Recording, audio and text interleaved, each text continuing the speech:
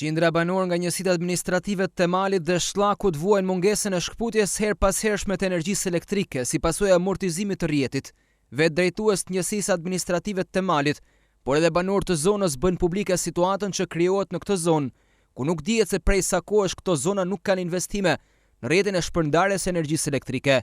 Që të vinë të marrin masa sa më parë, sepse tash është edhe kohë dimrit, përveç se banorët mund të mesin pa energji elektrike, po këtu rrezikohet dhe jeta e banorëve, sidomos e fëmijëve në këtë zonë, me këtë linjë, në këtë lloj gjendjes jashtë, edhe këtu mungon përveç se linjat me shtylla, me tela, këtu nuk ka as elektricist. Në dy njësitë, në njësinë e Malit dhe në njësinë e Shllakut, më lët vetëm me një elektricist komplet dy njësitë. Kjo është e pamundur. Jeshim me ka një muaj gjatë dimrit të ndër, s'kena elektricist, veç në shtylla, telat bjen për tokë, si bje kush mrapa në vetëm vetë në populli, fshatarët asë më dha,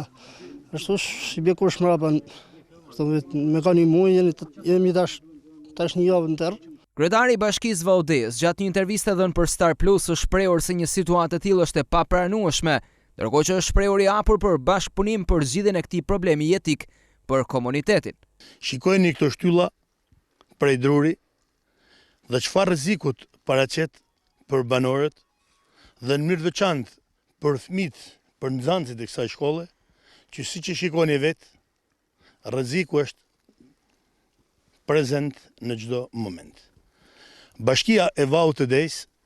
ka në territorin dhe në shtrirën e saj hidrocentralin e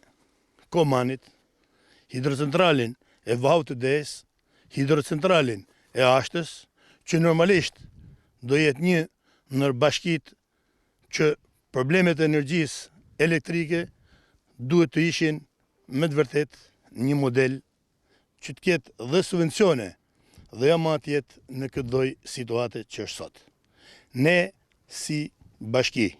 jemi të gatshëm të kontribuojmë me gjitha mundësitë tona që ne kemi, me qëllim që situata